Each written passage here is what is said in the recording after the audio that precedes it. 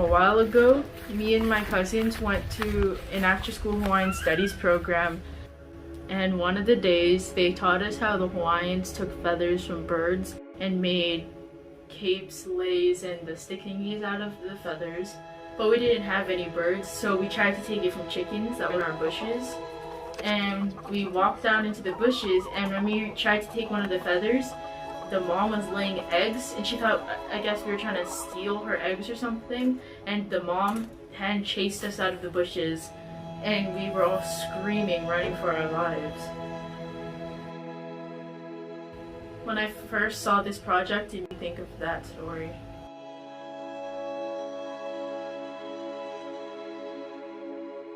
My name is Kailah Vidal. I live in a small town on the big island of Hawaii called Kailah. It's an older town with not much going on, but it's home to me. Although my house is pretty big, it can still get crowded.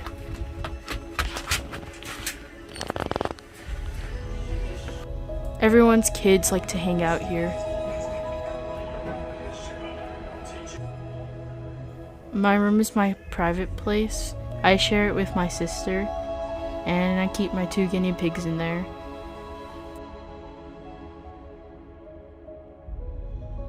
It's where I can get away from the children and do what I want to do. I like my room because I can decorate it the way I want. I enjoy doing little crafts like making things out of cardboard or making a blanket. But one thing I've never made is a feathered lei.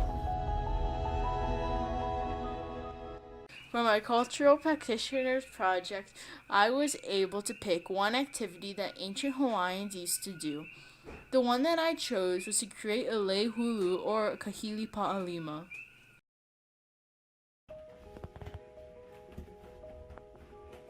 First things first, I needed to know how to make the feathered leis.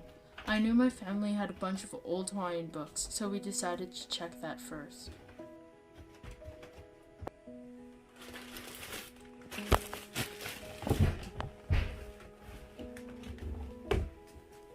There was one book in particular that was really big and old that we decided to check out first.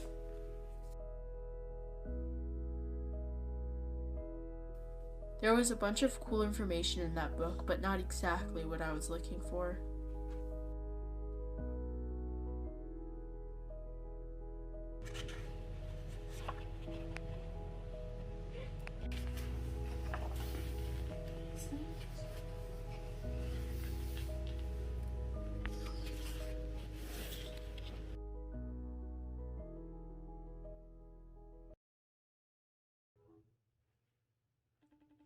Books didn't seem to have what I needed, so I decided to give my grandma a call. Hi, Mama. What are you doing? Sitting down, watching TV and making dinner. I asked her all about Hawaiian feathered leis. Do you know how to make them? Not really. Oh. You couldn't Google it?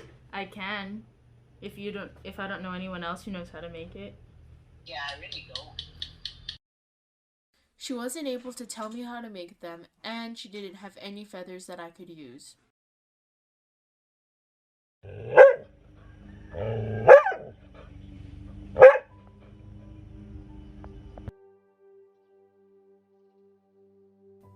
Next, I went to my dad's house to do some research on how the Hawaiians gathered their feathers and created the leis.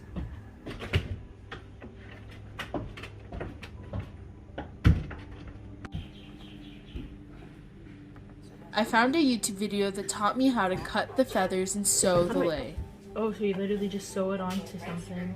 And make sure that when you go back down. After a quick Google search, we learned that the ancient Hawaiian bird catchers were called kiamanu. They'd use a long pole with sap and bait at the end to catch their birds and collect the feathers. It's obvious what I had to do. I had to become a kiamanu. I had to look through my dad's messy garage to find the tools I needed. There was a lot of junk in there. The first thing I found was a pole. Then I found the perfect bait and sap holder. And finally, I found sap in a can. I filled it with bait, lathered it with sap, and put it in my backyard forest.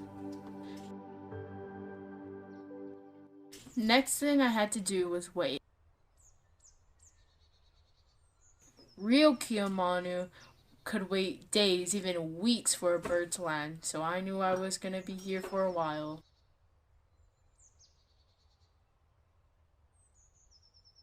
After about 4 minutes, I realized this was taking way too long.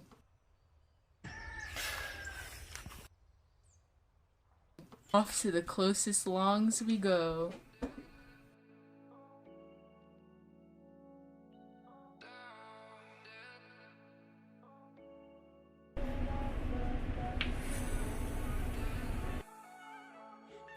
But even longs didn't have feathers. All they had was a plastic rubbish lei.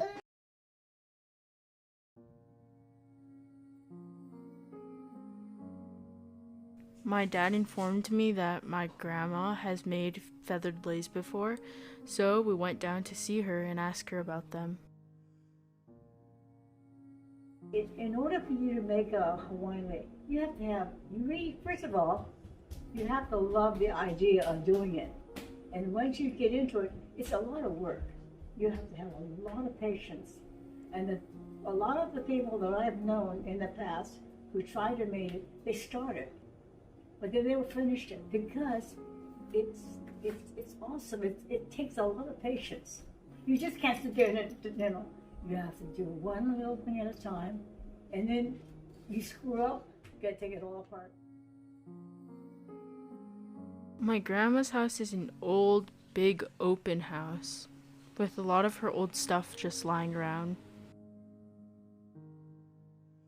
She graduated from Kamehameha in 1952, and afterwards went on to college.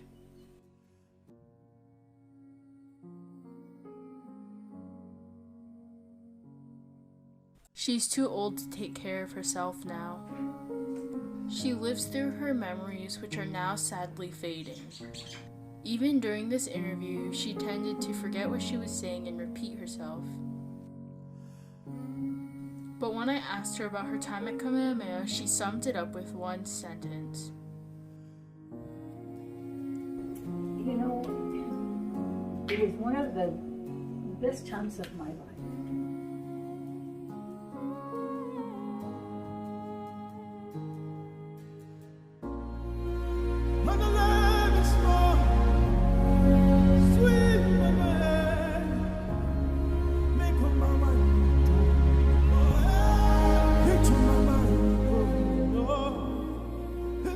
My grandma probably won't be alive for much longer, but she gave me some feathers to start with, and some of the lace she had made in the past.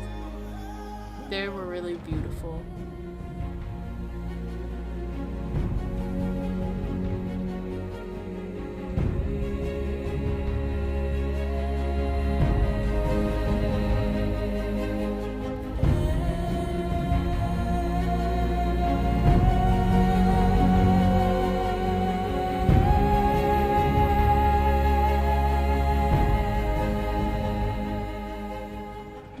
My turn to try and make one.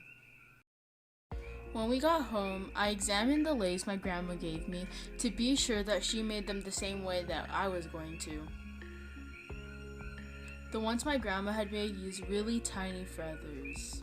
When you flipped over the lei, you could see all the stitching on the back that showed how she stitched every feather in. At longs, I picked up some needles and thread. I ended up using the blue thread. We also got some purple fabric that I'd be sewing the feathers onto. The fabric wasn't cut straight, so I had to cut it myself. First marked it, then cut it.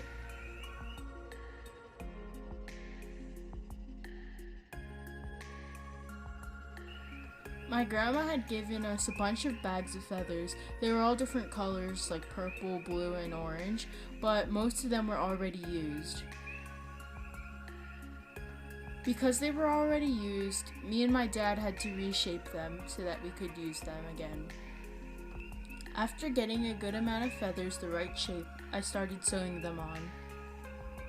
In all, this project took me about 6 hours to complete. I didn't like how far apart I sewed the feathers on, and I hated pushing the thread through because I'd always stab my fingers. I hated when I pulled the thread and it would snap. I can't imagine how ancient Hawaiians could have done it. A lot of them used hair. Another thing I hated about my lei was that I sewed the feathers on crooked.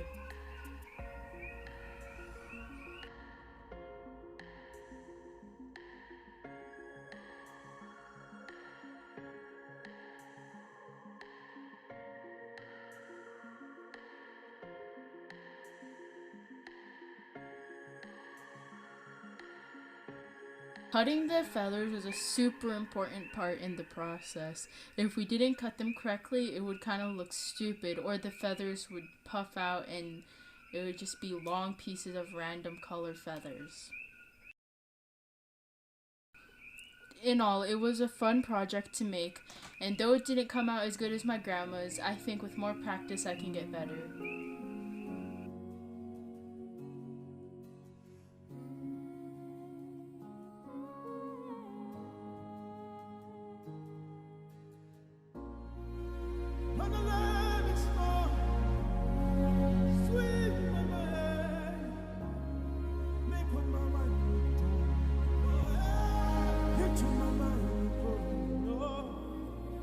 To my